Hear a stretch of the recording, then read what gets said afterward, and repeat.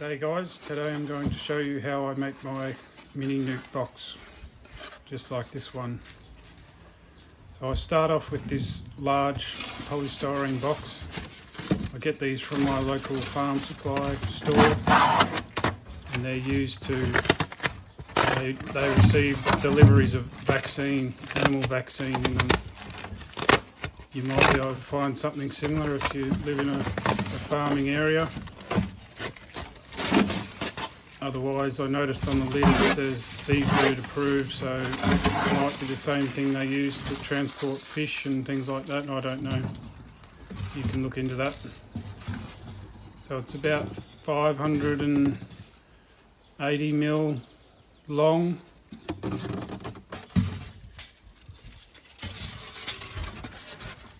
By about 380 wide.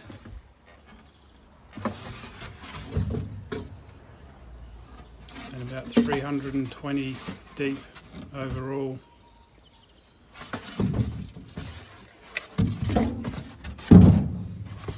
I can also get these broccoli boxes in my community, but they're not the right size for what I want to do with them, but I might have a use for them later. But for now I'll just be using this large box, and I can get 4 of these minis out of one box.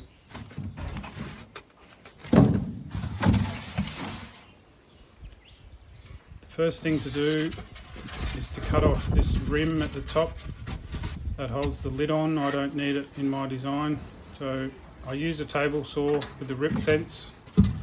So I've just set the rip fence right close to the blade and removed that rim off there. Now I've got a nice flat top to work with on the box. So now this is probably the most critical measurement to get right, is the inside depth of the box. Can't really see there, but it's about 285. So you divide that in two and you cut off a piece half that depth. So I've cut a piece off that's 140. So now the inside depth of this base is 140 millimeters, and this rim I've cut off is 140 millimeters. So now it's just a case of, with the table saw and the rip fence, cutting this base into 4 pieces. Here they are here. That forms the base of your mini NUC box. And the other rim just gets cut into 4 pieces as well, with a bit of offcuts. And there it is there, it fits in there nicely to create the other 2 walls. So that's a pretty simple little box there now. They fit together nicely.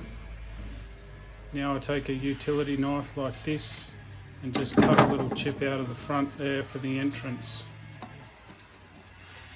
Nice sharp blade you need to do that so it doesn't tear it. You do that now before assembly. So now moving on to assembly. Got the 2 pieces ready to go together. I've shaped that back corner a bit so it fits in with the base as well. Now I actually use paint as the glue, because if you paint polystyrene and sit it touching another piece, it sticks together and you can never get it apart. So I actually find that just using the paint as the glue is the best thing. Easiest thing, because I've got the paint sitting there anyway, so it can be used as this. So I'll paint both surfaces, and now's the opportunity to paint inside the entrance there. I think a decent coat of paint there sort of prevents them chewing it a bit. I haven't had a lot of chewing in the entrances, just 1 or 2 of them are doing it.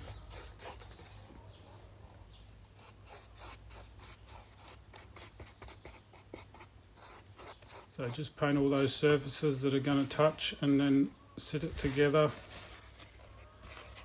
Now I'll just screw it together with these screws, are like deck screws. They're 60 mil maybe. I think nice coarse thread on them works better with the polystyrene. It's very soft, so they go in super easy. So you just take it easy and just screw it in there gently, enough for it to hold. Just trying to keep this as simple as possible without overdoing it with the expenses and not too many screws and things involved. So most of these I can get away with just 3 screws. This one I actually decided to put 4 in. You'll see that in a minute, but usually just 2 on the ends like that, and then 1 in this bottom corner here is enough.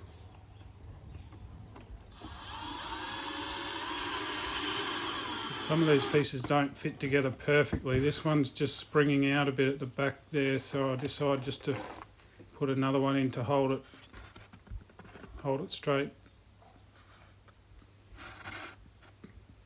But these boxes aren't a real precision made thing. It's very flexible with the way I do the combs and everything, that a lot of these measurements aren't critical. Like, they end up being 190 mil wide, these boxes, and 285 mil long outside dimensions. Now this is how I do the frame rests. From the front wall where the entrance is, I come in 20 mil. The first one's 20 mil, and then each one after that is 35 mil. So it's 55, 90, 125 and 160. And then the last comb, I just split the difference of what's just visually, just put it in the middle of that last gap there. It's not critical, that one, because it's at the back of the box. Most of the time you got a feeder in there anyway, but if they do draw a comb there, it's a honeycomb anyway, so that spacing's not critical. I don't actually usually mark these with texture. I usually just hold the ruler there and make the rest. I'm just marking it for the sake of this video, just to show you sort of the spacing that I use is 35 millimeter.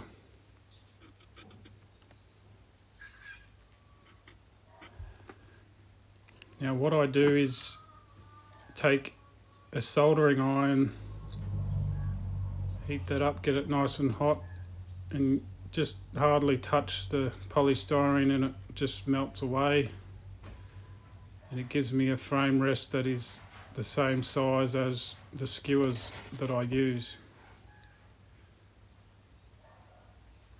And once you get going with this, it goes pretty quickly.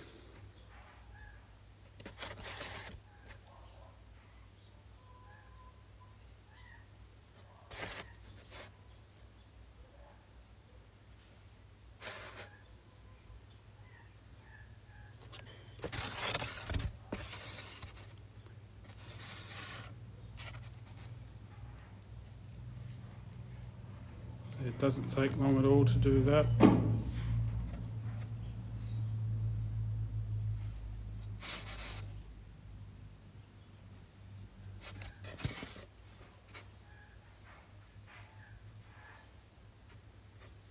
Now I've decided that I like to use like an interior grade paint on the inside, and I also use that to paint the top edge of the box now and the frame rest.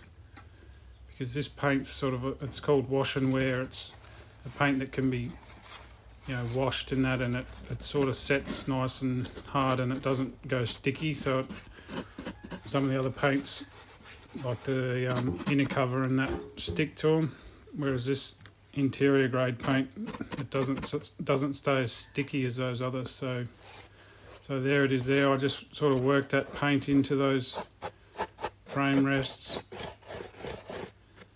and all around that top rim. And as I'm assembling like this, I just go ahead and give the inside the first coat of paint, and then I'll paint the outside with an exterior grade paint, and this is how it turns out. This is one I've made previously. And now assembling. This is the feeder I use. It's essential to have a feeder in a mini hive. There's only a short window in the year they can survive without it, really. So that's like a juice container with, and I'd line it with fly screen now. That helps them climb in and out. And this is the little skewers. These are 5mm skewers, just with a little piece of foundation glued to them with a bit of melted wax. And I find they work out pretty well. They just sit in there like that. And now the next thing I'd like to put on there is a piece of tablecloth material. It just allows you to just take the lid off and check on them without disturbing them, and you can open the back there and fill the feeder without disturbing the bees too much.